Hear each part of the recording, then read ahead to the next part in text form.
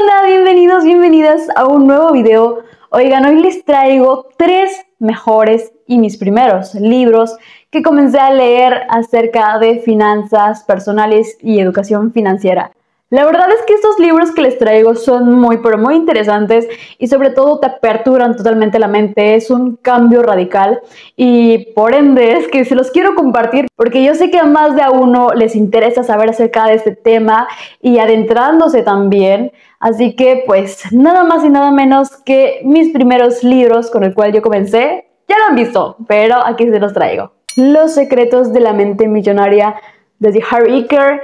Para mí este es uno de los libros más completos que he leído acerca de finanzas porque la verdad es que te ayuda a empezar a programar tu mente, a empezar a entender desde la raíz de dónde vienen todas esas carencias y limitantes que tienes al día de hoy, cómo irlas eliminando con ejercicios, porque pues en cada lección tiene un ejercicio en específico o varios en el cual si tú pones en práctica, mira, te aseguro que vas a ir cambiando y reprogramando y teniendo resultados totalmente diferentes. Como dije, tiene 17 archivos de riqueza, 17 lecciones muy, pero muy valiosas cada una de ellas. Este libro también te enseña a hacerte responsable de tu vida, ¿ok? Eres el único que está a cargo y el único que puede cambiar la situación si no te gusta. Y hablando no solo en la parte financiera, sino en todas las áreas en general, si lo ves desde este punto. Habla también cómo conecta un pensamiento con un sentimiento, lo que te causa a que tomes acción, ya sea de manera positiva o negativa, pero esa acción que tú tomas tiene un resultado. Es decir, si tú por la comodidad prefieres lo fácil, bueno, pues el resultado puede ser muy difícil y por ende, si tomas una decisión difícil, bueno, el resultado va a ser algo muchísimo más factible. Por ejemplo, yo aquí empecé también a programar la parte verbal. Cada que me expresaba, comencé a dejar de hacerlo de manera carente, porque pues las palabras tienen mucho, pero muchísimo poder. Y cada que tú dices algo, pues estás arremetiendo básicamente contra ti, y ya sea de manera, como dije, positiva o negativa. Hay muchos patrones que realmente hay que irlos eliminando. Por ejemplo, los pensamientos carentes acerca de la gente rica, ¿no? Las perspectivas de una mentalidad rica, una mentalidad de escasez, el cómo se ve, cómo la gente piensa acerca de ellos. Por ejemplo, cuando una persona con mentalidad de escasez ve a una persona prosperar, que le va bien económicamente, lo primero que piensan es: híjole, a lo mejor se dedicará a esto, a lo otro, o está en malos pasos, o vende esto, ¿saben? Incluso uno de los ejemplos que yo podía percibir era igual la manera en cómo se expresaban de la gente rica, de la gente abundante. Es decir, normalmente una persona con mentalidad de escasez piensa en: ay, qué avaricioso, son muy malos la gente rica, y todo ese tipo de cosas, de pensamientos, ¿no? Entonces yo digo, o más bien el libro también te inculca en cómo te vas a convertir en algo que odias, en algo en lo cual no soportas. Entonces, bueno, si no puedes soportar que a una gente le vaya bien, entonces, bueno, no esperes que te pase algo similar, porque vas a decir: no, si yo soy rico me voy a volver avaricioso, si yo soy rico me voy a volver muy pesado. Es decir, ¿cómo esperas convertirte en algo que detestas, que aborreces? O sea, no tiene sentido. Entonces, si tú no comienzas a eliminar estos tipos de pensamiento, pues es muy probable de que no salgas de ese hoyo, de esa situación en la cual te encuentras y que es muy probable no te gusta. O por ejemplo, cuando ves que alguien se ha sacado un auto de agencia y lo primero que te da es como esa envidia, o sea, envidia es envidia.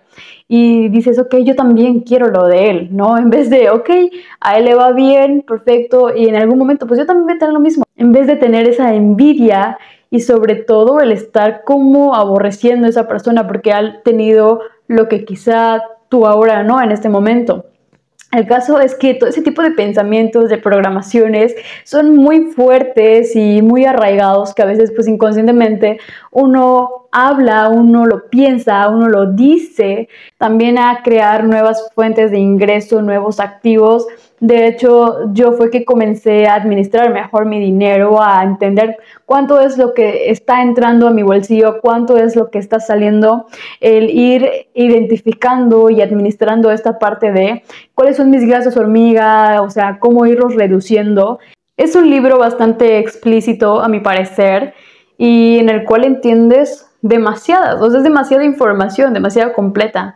Y también pues llegas a entender en que no hay ninguna persona rica que sea víctima, ¿sabes? O sea, cada uno se hace cargo de su propia vida, de sus acciones, de sus resultados, y la única manera de revertir sus resultados, ya sea económicos, ya sea en cuestión de hábitos, ya sea en cuestión de lo que quiere en su vida, únicamente es cambiar la mentalidad, ¿ok? Y el segundo, que es un audiolibro que lo tengo por aquí, o sea, no lo tengo físicamente, pero aquí está, es Padre Rico, Padre Pobre. La verdad que este audiolibro ya lo he escuchado en más de una ocasión y creo que ha sido uno de los libros que me costó más entender y sí, porque es como el básicamente luchar con el concepto que tú tienes acerca de educación. Y no solo me refiero a educación financiera, sino a la educación tradicional, la que te inculcan en la escuela y en casa, en el que es básicamente estudiar, graduarte, tener un título que te avale, conseguir un empleo seguro, trabajar durante 40 años o más y jubilarte. Básicamente, eso era el estatus que yo tenía programado. Entonces sí fue como un poco confuso, bueno, demasiado confuso, la verdad, al principio. Lo tuve que escuchar varias veces para poder entender ese concepto y la verdad es que, pues sí, o sea, han sido muchas cosas que aprendí con este audiolibro porque no solo te habla sobre la diferencia entre una mentalidad abundante y una carente, sino también el cómo piensan, o sea, cómo son las ideas, estos conceptos, cuáles son las frases con las que puedes identificar a una persona con una mentalidad carente y una mentalidad abundante. Y en este caso habla básicamente de las diferencias entre sus padres, su padre biológico, que era una persona graduada, y el padre de su amigo, que era una persona de negocios e inversiones. Entonces, cada uno pues les enseña de una manera diferente cómo es la vida, cómo vive uno en apuros a pesar de tener una carrera, a pesar de tener una profesión, y cómo vive el otro y cómo piensa acerca de su dinero, cómo va haciendo crecer ese mismo, y sobre todo que está en constante aprendizaje y siempre abierto a los riesgos, ¿no? También te enseña la diferencia entre un pasivo, un activo, en cómo ir creando y la importancia de diversificar, la importancia de tener varias fuentes de ingreso y también la importancia de hacer que el dinero trabaje para ti y que no tú tengas que trabajar todos los días por dinero. Este libro me aperturó la visión completamente, el panorama de que no todo está en torno a una profesión y a un empleo tradicional.